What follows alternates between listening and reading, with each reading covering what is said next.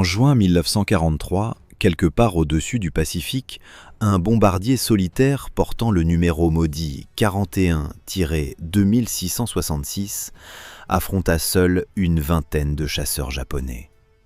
Son pilote, grièvement blessé, perdit connaissance aux commandes. 6 des 9 membres d'équipage furent tués ou blessés. Et pourtant, cet avion atterrit. Ce qui se passa ce jour-là reste l'une des missions de combat les plus extraordinaires de toute la Seconde Guerre mondiale.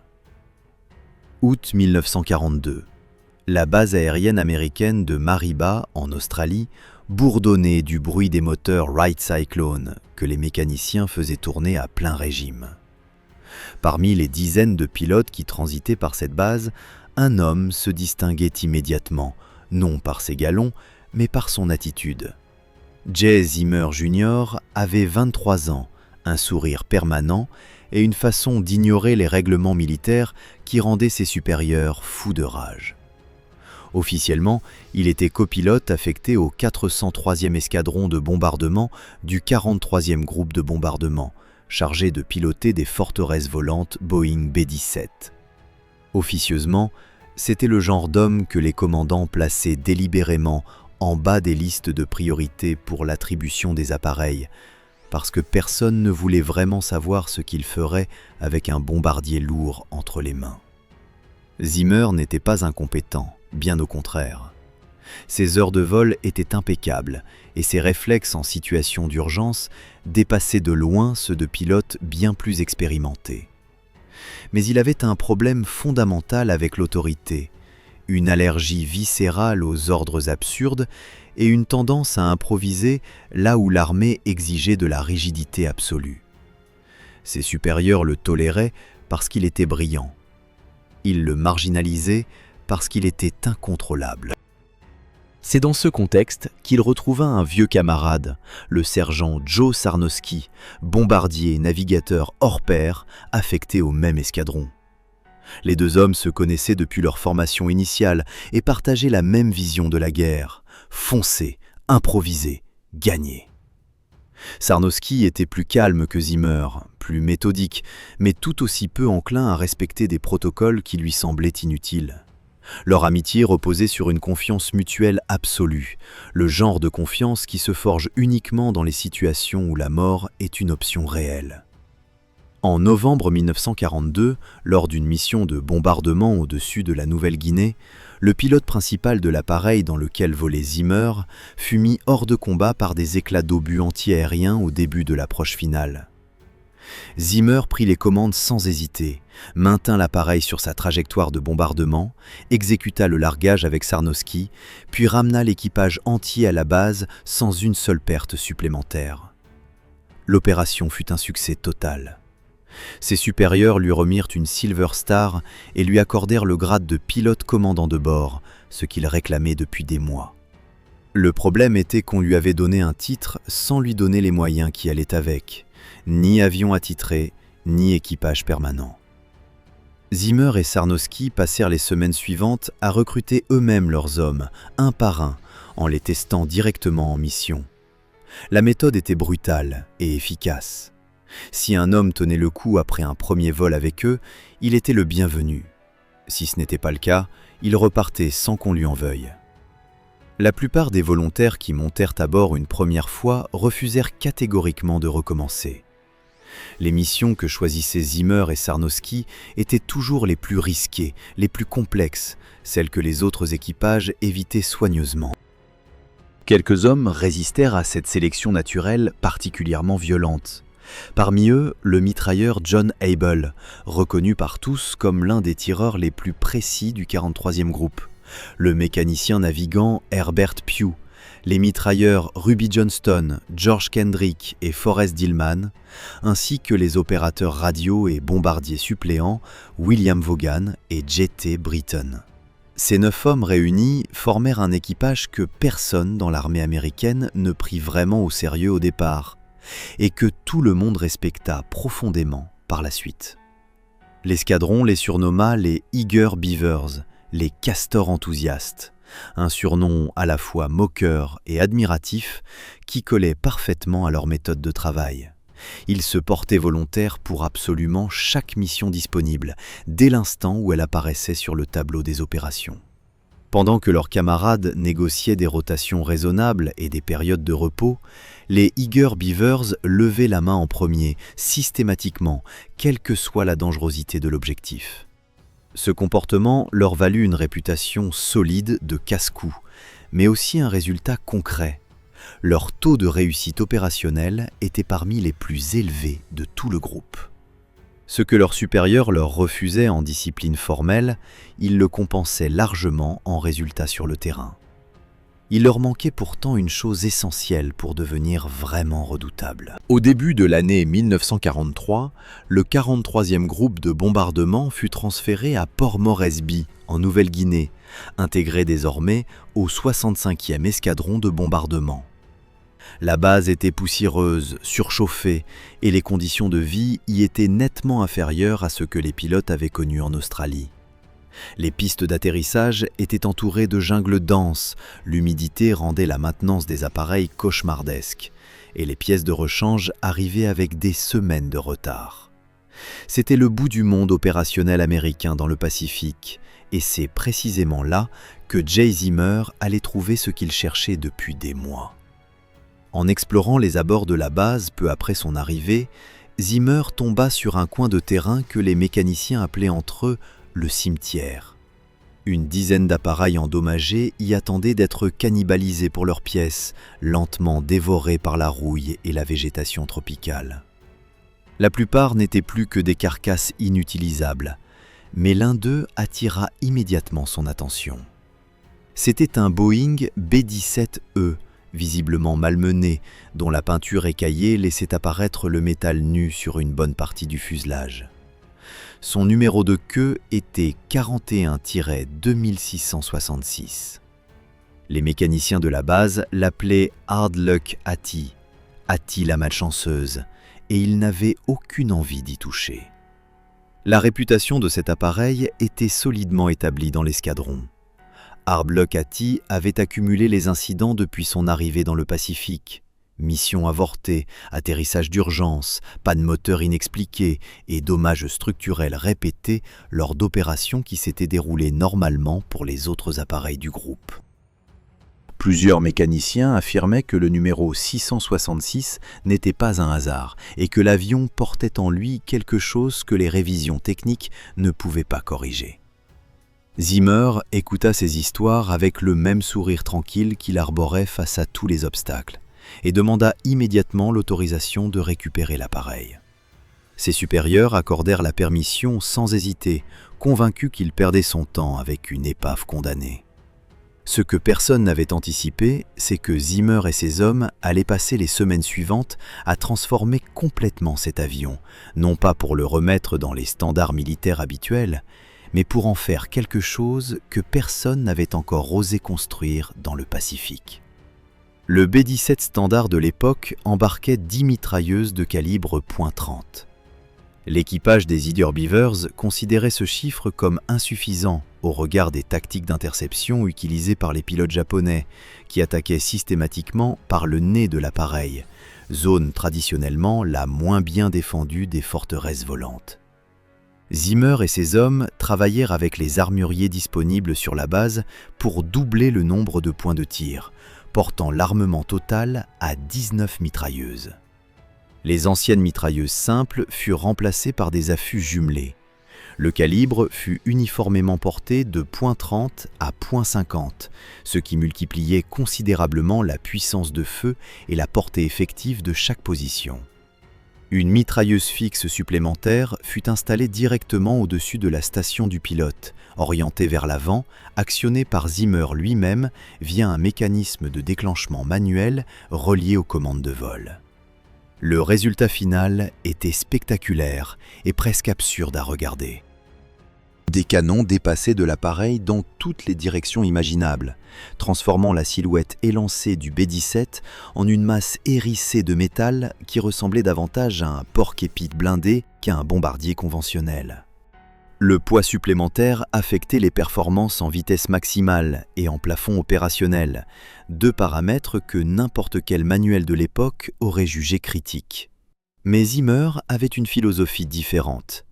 Un avion lent qui peut se défendre dans toutes les directions vaut mieux qu'un avion rapide qui meurt d'une seule rafale tirée par l'avant. Les modifications prirent tellement de temps que l'équipage n'eut jamais l'occasion de faire peindre un emblème ou un surnom sur le nez de l'appareil, comme c'était pourtant la coutume dans tous les escadrons américains du Pacifique. Chaque bombardier de la base arborait fièrement son nom et son dessin caractéristique. Le leur n'avait rien de tout cela. Son seul signe distinctif visible restait ce numéro peint sur la queue, 41-2666. Hard Luck Hattie disparut ainsi officiellement des conversations, remplacé par un simple surnom que les hommes de la base lui donnèrent naturellement. Old 666, la vieille 666. Les premiers vols opérationnels confirmèrent que les modifications tenaient la route. Lors d'une mission de reconnaissance au-dessus de la Nouvelle-Guinée, Old 666 encaissa plus de 60 impacts de tirs antiaériens japonais répartis sur l'ensemble de la cellule. Des dommages qui auraient cloué au sol n'importe quel autre appareil pour plusieurs semaines. L'équipage rentra à la base, fit évaluer les dégâts et l'avion fut remis en état de vol en quelques jours. Cette capacité à encaisser des dommages massifs sans désintégration structurelle renforça encore la confiance que les hommes avaient dans leur machine, aussi peu conventionnelle soit-elle. Chacun des 9 membres d'équipage reçut une Silver Star pour ses actions au cours des premières semaines opérationnelles. 2 d'entre eux obtinrent en plus la Distinguished Flying Cross. En mai 1943, après une mission particulièrement réussie sur Wewak, Zimmer reçut sa 2e Silver Star et Sarnowski fut promu au grade de sous-lieutenant. Old 666 et ses hommes étaient désormais une unité de combat reconnue, redoutée par les Japonais et respectée par leurs propres supérieurs, même si ces derniers continuaient à lever les yeux au ciel devant leur indiscipline chronique. Le 16 juin 1943, avant l'aube, la base de Port Moresby était déjà en activité. Les mécaniciens finissaient leur vérification nocturne, les armuriers chargeaient les dernières bandes de munitions, et l'air chaud et humide de Nouvelle-Guinée collait aux uniformes dès les premières heures du matin. Les Eager Beavers se préparaient pour une mission que le commandement avait officiellement classée comme une opération de cartographie photographique, ce qui, dans le vocabulaire militaire de l'époque, signifiait une mission dangereuse mais théoriquement prévisible dans ses risques. L'objectif assigné était la côte ouest de l'île de Bougainville, dans l'archipel des Salomon. Les planificateurs alliés préparaient depuis plusieurs semaines une invasion amphibie de grande envergure prévue pour l'automne, et ils avaient besoin de photographies aériennes précises des positions japonaises, des installations portuaires et des défenses côtières pour établir leur plan d'attaque. La mission exigeait 22 minutes de vol en ligne droite parfaitement stable au-dessus du territoire ennemi, à altitude constante et vitesse constante, pour que les caméras embarquées puissent produire des clichés suffisamment nets pour être exploitables par les cartographes militaires. 22 minutes pendant lesquelles l'avion ne pouvait effectuer aucune manœuvre d'évitement, aucun changement de cap, aucune réaction aux tirs ennemis. Un bombardier seul, sans escorte de chasseurs, suspendu dans le ciel comme une cible fixe. Le commandement avait choisi les Eager Beavers pour cette mission précisément parce qu'ils volaient régulièrement seuls et que leur taux de retour sur des missions isolées était remarquable.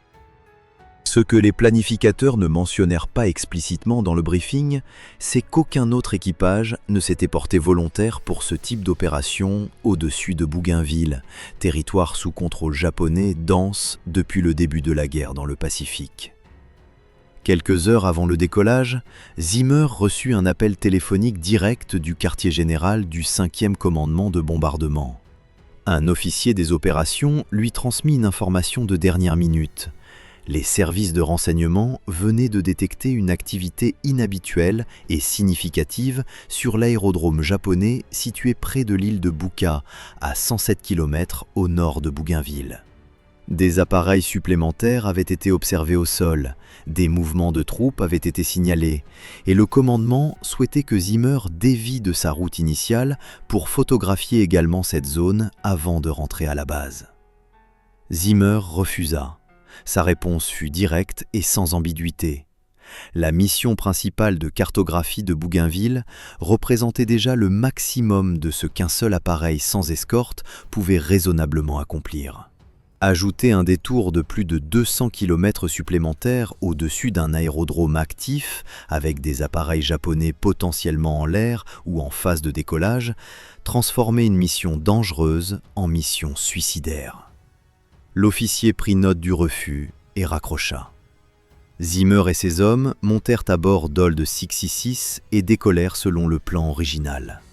Le vol vers Bougainville se déroula sans incident majeur pendant les premières heures. Old 666 progressait au-dessus du Pacifique à une altitude de travail standard, les moteurs tournant régulièrement, l'équipage à ses postes. Puis, au moment d'entamer la séquence photographique au-dessus de la côte ouest de Bougainville, le chef opérateur des caméras fit son rapport à Zimmer via l'interphone interne. La luminosité ambiante était insuffisante pour activer correctement les filtres infrarouges des appareils photo embarqués. Les clichés produits dans ces conditions seraient inexploitables pour les cartographes. La mission principale venait de tomber à l'eau sans qu'un seul coup de feu ait été tiré. Zimmer coupa le bruit des moteurs sur l'interphone et s'adressa à l'ensemble de l'équipage. Il exposa la situation sans l'embellir. Il se trouvait au-dessus de Bougainville avec des caméras inutilisables. 2 options s'offraient à eux. La première était de mettre le cap au nord-ouest vers une zone neutre, d'attendre dans un couloir aérien sans risque que les conditions lumineuses s'améliorent, puis de tenter une nouvelle passe photographique. La seconde était de mettre le cap plein nord vers l'île de Bouka, de réaliser la reconnaissance que le commandement avait demandée quelques heures plus tôt et que Zimmer avait refusée depuis le sol, et de rentrer ensuite directement à la base. Le mitrailleur John Able résuma l'état d'esprit général de l'équipage dans les mots les plus simples possibles en répondant à Zimmer sur l'interphone. Nous avions une telle confiance dans le capitaine et dans ses capacités que peu nous importait la destination, du moment que c'était lui qui décidait. Ce que le capitaine jugeait acceptable était acceptable pour nous.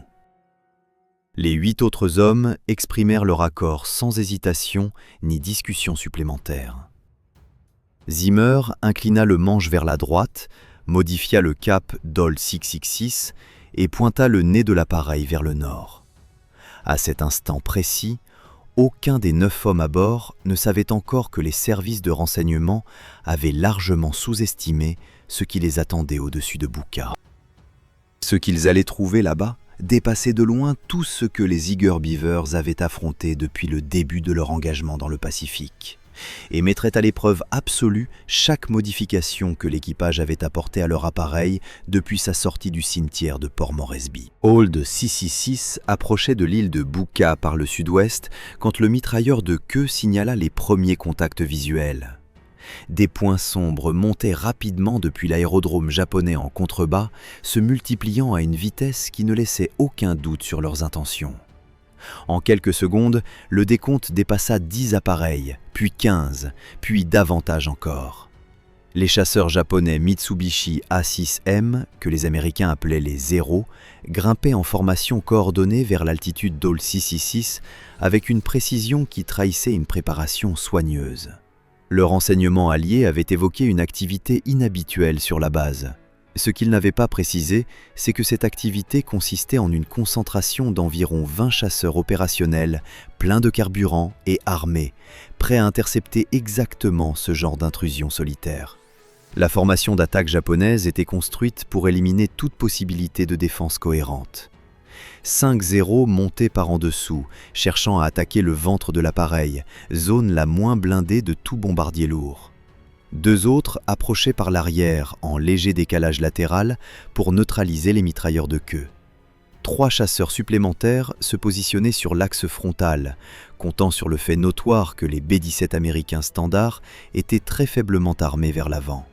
La coordination de cette attaque simultanée sur 3 axes différents visait précisément à empêcher Zimmer d'utiliser sa manœuvre défensive habituelle, qui consistait à présenter le nez de l'appareil face aux attaquants pour concentrer le feu vers l'avant et réduire la surface exposée. Les pilotes japonais découvrirent leur erreur de calcul dès les premières secondes du combat. Lorsque les Zéros attaquant par l'avant ouvrirent le feu et essuyèrent en retour des rafales nourries de mitrailleuses jumelées de calibre .50 jaillissant de positions qu'ils n'avaient pas anticipées, le chasseur de tête fut si sévèrement touché qu'il dut immédiatement rompre le contact et rentrer à la base. Zimmer activa simultanément la mitrailleuse fixe montée au-dessus de sa station de pilotage et toucha un second Zéro qui s'effondra en vrille vers l'océan. Sarnowski, depuis sa position de bombardier dans le nez vitré de l'appareil, détruisit un troisième chasseur avec une précision qui força l'admiration même dans le chaos du combat. Mais les Japonais ne lâchèrent pas. La deuxième vague prit le relais immédiatement, et cette fois, les tirs de 20 mm des canons embarqués sur les Zéros commencèrent à trouver leur cible. Un obus de 20 mm explosa à l'intérieur du compartiment avant d'Old 666, là où Sarnowski occupait sa position. La détonation à l'intérieur de la cellule produisit une onde de souffle qui projeta le bombardier violemment contre la structure métallique environnante. Sarnowski se releva. Ses blessures étaient sévères, immédiatement visibles, et dans n'importe quelle autre circonstance auraient justifié une évacuation médicale immédiate. Il se traîna jusqu'à sa mitrailleuse, visa et abattit un quatrième chasseur japonais avant de s'effondrer définitivement à son poste, incapable de continuer. Zimmer fut touché quelques instants plus tard. Un tir ennemi traversa le cockpit et l'atteignit aux bras et aux jambes. La douleur était suffisamment intense pour altérer sa concentration, mais pas suffisamment pour lui faire lâcher les commandes. Il maintint Old 666 en vol horizontal, refusant catégoriquement de laisser quiconque d'autre prendre le manche, conscient que toute perte de maîtrise de trajectoire dans ce contexte signifiait la désintégration immédiate de l'appareil sous les rafales ennemies. Un second passage de Zéro détruisit les réservoirs d'oxygène embarqués. À haute altitude, sans oxygène, un équipage perd connaissance en quelques minutes. Zimmer poussa immédiatement le manche vers l'avant et fit piquer Old 666 dans une descente brutale jusqu'à 1800 mètres, altitude à laquelle l'air ambiant contenait suffisamment d'oxygène pour que les hommes puissent continuer à fonctionner sans assistance. La descente exposait l'appareil à des angles d'attaque nouveaux, mais elle était non négociable. Les tableaux de bord étaient partiellement détruits, plusieurs instruments essentiels ne fonctionnaient plus et les communications internes étaient intermittentes. 6 des 9 membres d'équipage étaient blessés ou hors de combat. Les Zéros restants interprétèrent la destruction des positions avant comme la neutralisation définitive des défenses frontales d'Old 666. Ils se repositionnèrent des deux côtés de l'appareil et préparèrent une attaque simultanée par le nez, convaincus que Zimmer n'avait plus rien pour les recevoir de face. C'était précisément le scénario que Zimmer avait refusé d'affronter lors des premières minutes du combat, quand la coordination ennemie le lui avait interdit. La situation avait changé. Les Zéros s'alignaient maintenant de manière prévisible, et Zimmer avait encore des mitrailleurs valides en position arrière. Il inclina Old 666 dans un virage serré à l'intérieur de l'angle de tir du premier Zéro qui approchait par la gauche, passant littéralement sous sa trajectoire de tir, puis répéta le mouvement dans le sens inverse pour le chasseur attaquant par la droite. Chaque virage plaçait les Zéros en passage direct devant les mitrailleurs arrière de l'appareil, qui disposaient ainsi d'une fenêtre de tir dégagée et prévisible sur chaque chasseur au moment où il croisait la trajectoire d'Old 666. Le manœuvre fut répété méthodiquement, virage après virage, pendant 40 minutes d'un combat acharné au-dessus du Pacifique, jusqu'à ce que les chasseurs japonais, à court de munitions ou de carburant, rompent finalement le contact et rentrent à leur base. Quand le dernier Zéro disparut à l'horizon, Old 666 n'était plus qu'une épave volante. Le fuselage était criblé de trous à travers lesquels le vent du Pacifique s'engouffrait en sifflant. Plusieurs longerons structurels avaient été touchés. 2 des 4 moteurs Wright Cyclone fonctionnaient en régime dégradé, leurs paramètres oscillant dangereusement sur les instruments encore lisibles. Les commandes de vol répondaient avec un retard inhabituel, signe que des câbles de transmission avaient été partiellement sectionnés par des éclats. Un appareil dans cet état n'aurait normalement jamais dû rester en vol. Les manuels techniques de l'époque étaient catégoriques sur ce point. Un B-17 ayant subi ce niveau de dommages structurels simultanés représentait un danger immédiat pour son équipage et devait être abandonné. Zimmer tenait toujours les commandes. Ses blessures au bras rendaient chaque mouvement du manche douloureux au point de brouiller la vision, mais il refusait de relâcher son emprise. Les photos prises au-dessus de Bucca se trouvaient dans les caméras embarquées, intactes, et il n'avait aucune intention de laisser ces informations sombrer au fond du Pacifique avec l'appareil. La base de Port Moresby se trouvait à plus de 800 km au sud. À la vitesse réduite qu'imposait l'état des moteurs, le trajet représentait plusieurs heures de vol au-dessus d'un océan sans aucun point de secours intermédiaire. Moins d'1 heure après la fin du combat, Zimmer perdit connaissance. Ces pertes de sang, accumulées depuis les premières minutes de l'engagement, avaient finalement dépassé le seuil au-delà duquel l'organisme ne pouvait plus maintenir une pression artérielle suffisante pour alimenter le cerveau. Il s'effondra sur les commandes sans avertissement préalable. Les membres d'équipage encore valides réagirent immédiatement. William Vaughan et J.T. Britton, tous deux blessés mais conscients, stabilisèrent l'appareil et maintinrent le cap vers le sud en s'appuyant sur les rares instruments encore fonctionnels. Ils n'étaient pas pilotes de formation. Leur connaissance pratique des commandes d'un B-17 se limitait à ce qu'ils avaient observé depuis leurs postes respectifs au cours des missions précédentes. Ils firent néanmoins ce qui était nécessaire, sans discussion et sans panique. Herbert Pugh, le mécanicien navigant, se concentra sur les 2 moteurs défaillants, ajustant manuellement les mélanges carburant-air pour extraire le maximum de puissance disponible sans provoquer une surchauffe fatale. Forrest Dillman et Ruby Johnston maintinrent une surveillance visuelle continue sur les secteurs arrière et latéraux, armés et prêts à reprendre le combat si un chasseur japonais avait décidé de suivre l'appareil pour achever sa destruction. George Kendrick fit ce qu'il pouvait pour stabiliser les blessés les plus graves, sans matériel médical suffisant, dans un fuselage ouvert au vent à 1800 mètres d'altitude.